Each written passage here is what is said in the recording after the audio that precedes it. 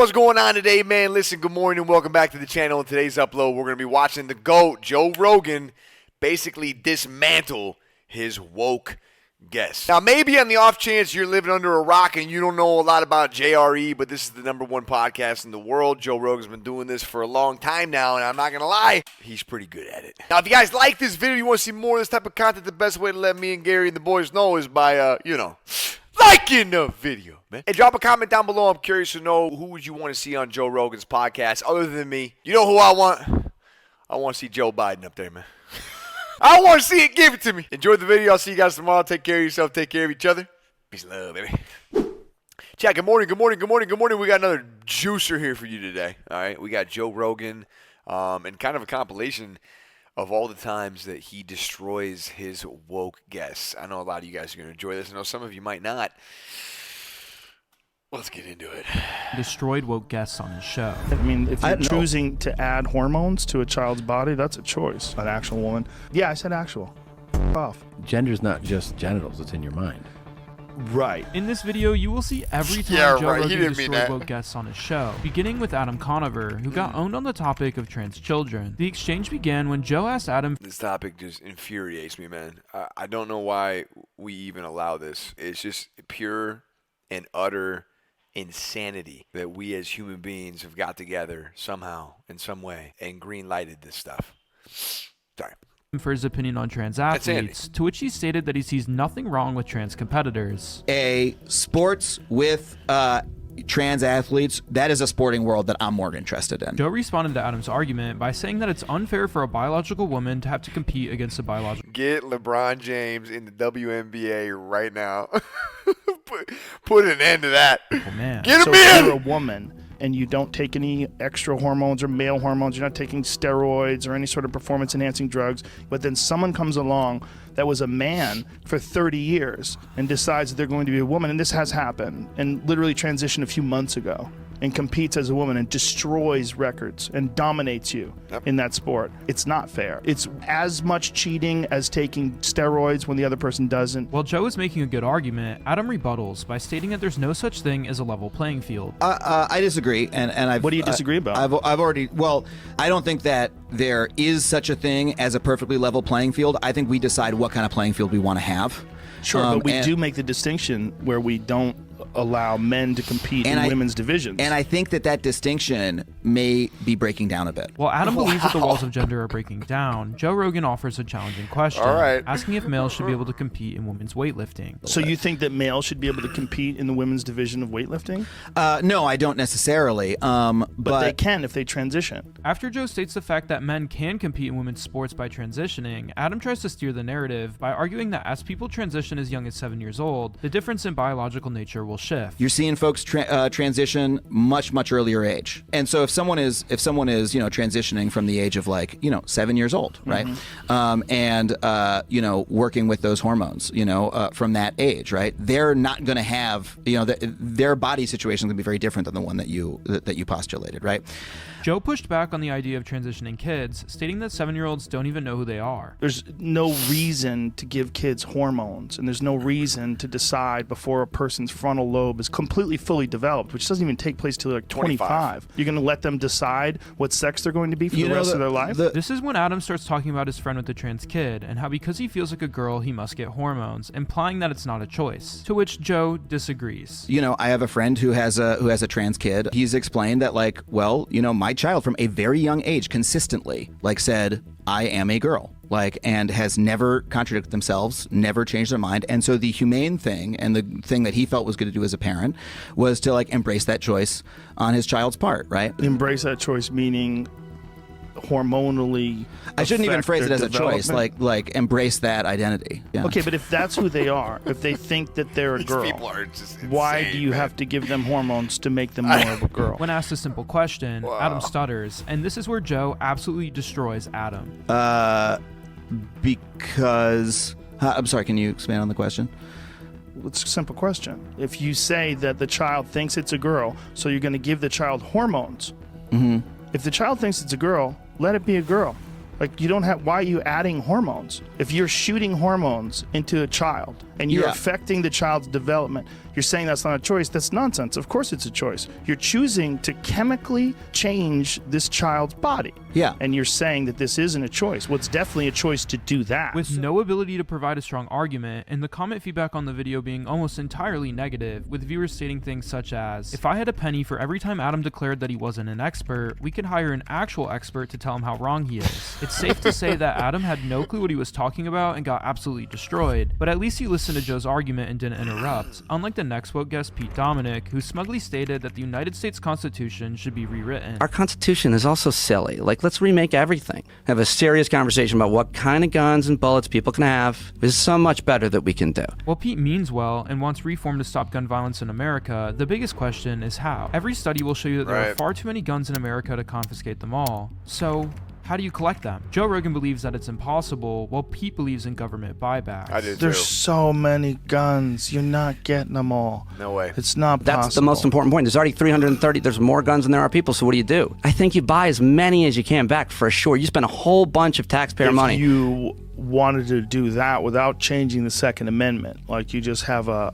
buyback where you just offer people the opportunity to make some money by giving their guns up. This is where Pete Dominic smugly interrupts Joe's train of thought by moving the goalpost, stating that the Second Amendment has been misinterpreted. The Second Amendment has been interpreted wrong by the Supreme Court. We need to talk about the Second Amendment. I mean, it's a big conversation. No, because in this people can have country. guns. You can have guns. The Rick has a right to have guns. You just can't but- have these guns. While it's clear that Pete is getting riled up, Joe remains calm and collected. Pete continues to interrupt and move the goalpost, contradicting himself sentence after sentence, originally stating that the issue is the guns and the bullets. The main issue is definitely the guns and the bullets in them. Well, the main issue is the person that's capable of shooting people with the guns and the bullets. No, it's the guns and the bullets. The guns and the bullet are inanimate objects. Without a person pulling the trigger, we're talking nonsense here. And then flipping to it being a healthcare issue just 30 seconds later. The conversation about like the Second Amendment to me is, it's just your interpretation. Fine, whatever your interpretation is fine. That's what's interesting. But if about there's a it human is impact, it's a healthcare issue, and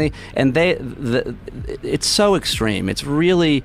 If you want to know the answer to healthcare, you should talk to public health experts. When Joe asks what he's yapping about, Public he's health unable experts. to answer without rambling and talking in circles. The same thing he's done this entire segment. But But wait, hold on. What research on what? well, they don't have mass enough research murderers? on. They don't have enough research on gun violence. Well, what are you unfortunately, talking about then? I'm talking about if you want to know the solutions for what is impacting and creating death by any measure, accidental death. Right, but we're talking about gun violence, right? right. What healthcare professionals have the solutions to gun violence? While this debate was clearly one-sided, with Joe Rogan absolutely smoking not even him, what he I was can't getting say at, the but same yeah. about our next guest, Flint Dibble, who got into an argument on episode 2136 of the Joe Rogan Experience with Graham Hancock over published I've never articles seen this claiming one. Graham was a racist and a white supremacist. People ask, here's just a Google search.